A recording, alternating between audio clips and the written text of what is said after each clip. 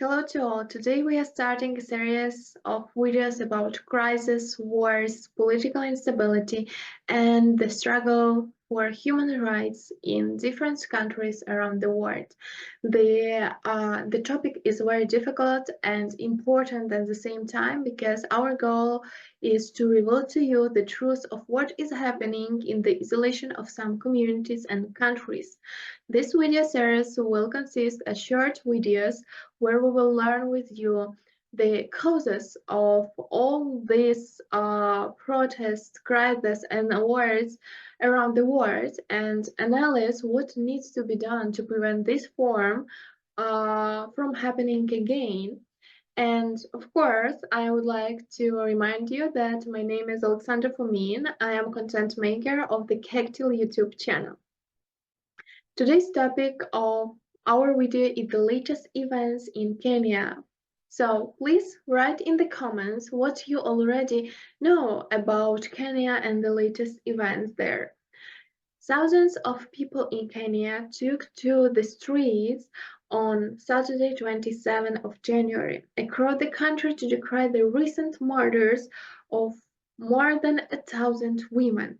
The anti-femicide protests were the largest ever held against sexual and gender-based violence in the Eastern African country. So, let's take a look together at what caused these protests and what femicide is. First of all, femicide, the international killing of women because they are women, is a significant issue in Kenya as it is many parts of the world. Femicide manifests in various forms, including domestic violence, honor killing, dowry-related murders, and gender-based violence. So, what became the context of femicide in Kenya? First of all, it is gender inequality. Kenya, like many other countries, has a patriarchal society where women often face discrimination and violence. Also, it is legal framework. While Kenya has laws against gender-based violence, implementation and enforcement remain challenging. And during the feminist march against femicide, marchers in the capital Nairobi held signs with slogans such as "Being a woman should not be a death" and "Patriarchy kills." And now, let's take a look on the factors contributing to femicide in Kenya. First of all, it is cultural norms consist with dowry system. In some communities, the dowry system can lead to violence against women if dowry demands are not met. Second, honor killing. Women may be killed for bringing perceived shame for their families, such as through actions seen as dishonorable. Also, another factor that is no less important it is socioeconomic factors like poverty and education.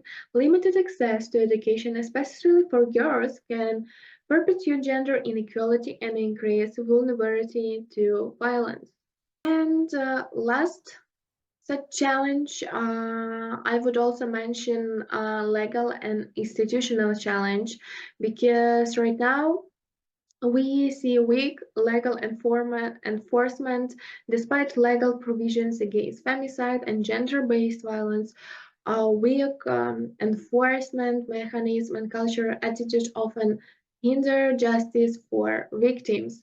And also it is underreporting. Many cases of femicide go unreported due to fear, stigma, and lack of trust in the legal system.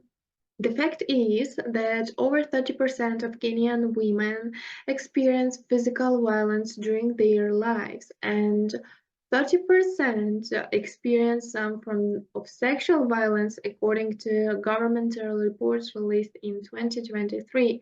But human rights organizations say the figure only represents a fraction of the actual case, alluding to the fact that many go unreported due to women fear. According to media reports, at least 14 women have been killed this year in acts of gender-based violence, which the government said has been rising. Figures are hard to come by.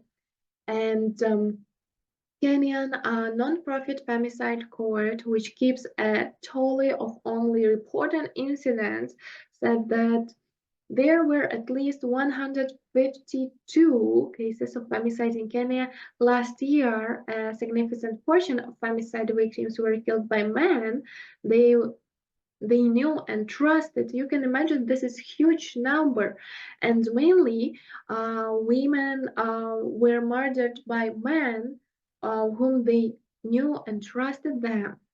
And this is horrible situation right now what we have in 21st century. And according to a report from the UN Office on Drugs and Crimes, just imagine 725 women and girls were murdered in Kenya in 2022.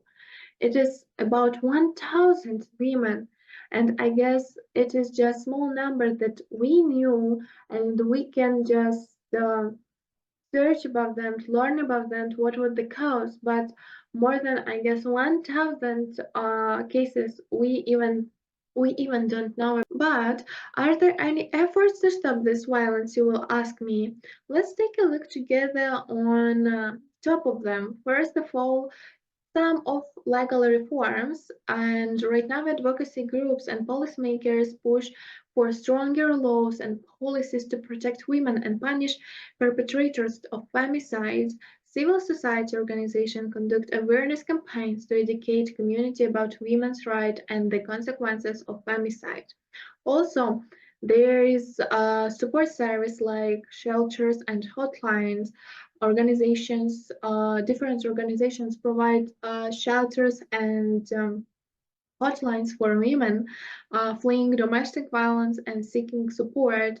Also, there are some programs offer counseling and rehabilitation service for survivors of femicide and gender-based violence. And last thing, it is engaging with communities to challenge harmful gender norms and promote gender inequality. And also, I would like to mention that there's engaging with community to change harmful gender norms and promote gender equality. Also encouraging men to be able allies in the fight against femicide and advocate for women's rights. I think everyone is wondering if there are ways to solve this situation. Of course, it is worth understanding that we also have challenges that need to be deal with both in society and the state level.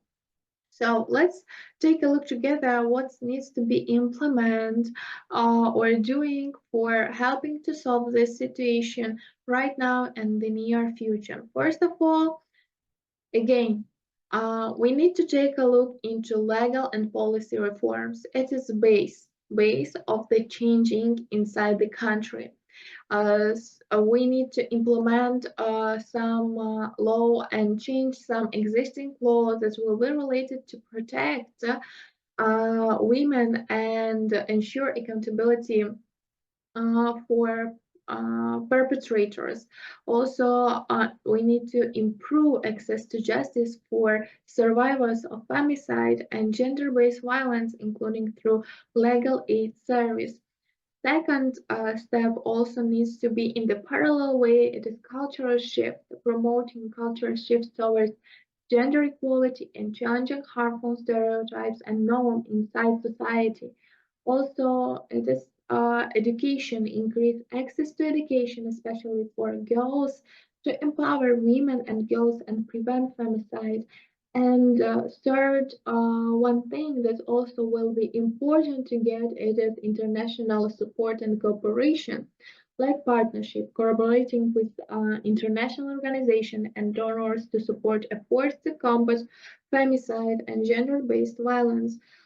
Also, to get support for research and data, we are investing in research and data collection to better understanding and underlying causes and dynamics of femicide in Kenya. In summary, femicide in Kenya is a complex issue deeply rooted in culture, social, and economic factors. Addressing femicide requires a multi-phase approach that involves legal reforms, support services, community engagement, and efforts to challenge harmful gender norms and promote gender equality. And what would you suggest to solve the situation in Kenya? What do you know about similar situation in other countries? Please share in the comments.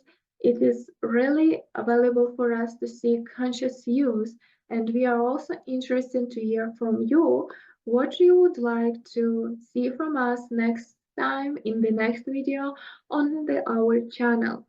So let's change the world for the better together with Kectil.